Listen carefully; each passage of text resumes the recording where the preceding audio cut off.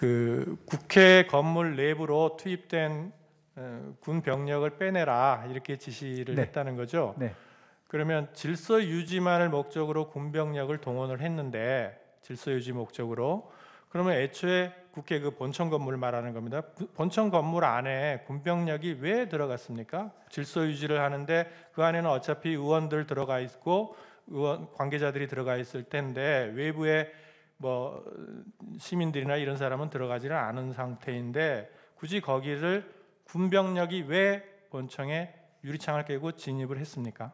그 이제 최종적인 엔드 스테이트는 이게 상황 자체가 본청에 이런 어떤 군 병력이 이게 딱 그 본청을 확보하고 출입문에 대한 어떤 출입에 대한 이렇게 통제를 하면서 선별적으로 의원들이 들어오시는 거는 그냥 뭐 저거 없이 제재 없이 그냥 통과하시지만 나머지 불필요한 인원은 들어오지 못하도록 이렇게 딱딱 질서 정연하게 그러면 이런 모습을 외부만을 본청 건물의 문에만 배치를 해놓으면 되는 거 아닌가요? 네, 그렇게 하려고 그랬는데 이게 충돌이 생겨버린 겁니다.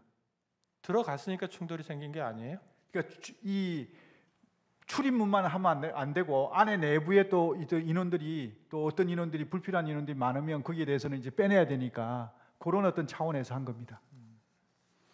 그리고 그 아까 자꾸 체포 이런 얘기가 나오는데 증인은 이제 포고령을 위반할 개연성이 높은 사람들을 몇 명을 추려서 말하자면 동태를 파악하라고 알려준 것이다 이런 취지였죠. 예, 동정을 좀 확인해. 그 말이 왜 체포로 바뀐 겁니까? 그러니까 이제 다른 사람은 체포하라고 지시했다는 취지로 얘기를 하는데 그게 증인이 얘기할 때 동정을 파악하라라고만 말씀을 하셨지만 동정을 파악해서 포고령을 위반하면 체포해야 된다 이렇게까지 말씀을 하신 건 아닌가요 혹시? 그건 아닙니다. 왜냐하면, 체포라는 말은 꺼내지도 않았습니까? 그렇습니다. 왜냐하면 체포를 하려 그러면 체포를 할 수 있는 기구가 구성이 돼야 되는데 그때가 안 됐다는 겁니다. 그 말씀은 아까도 하셨고 예. 그러니까는 그 말하자면 이 사람들이 포고령을 위반할 가능성이 높은 사람이니까 동정을 감시해라라고 했다는 말은 네. 아직은 아니지만 추후에 지금 말씀하신 것처럼 체포를 하기 위한 조건들이 있잖아요. 네. 조건이 성숙이 되면 체포를 해야 된다 이런 취지로 얘기를 한 것이 아니냐 이런 말입니다. 그래서 체포라는 얘기가 자꾸 나와서 묻는 거예요. 동정을 이제 확인하다 보면 어떤 위반 우려가 있고 하면 사전에 예방 차원에서 차단을 해야 될 것이고 그럼에도 불구하고 계속하면 그거는 필요하면 체포가 이루어질 수밖에 없는 상황 아니겠습니까?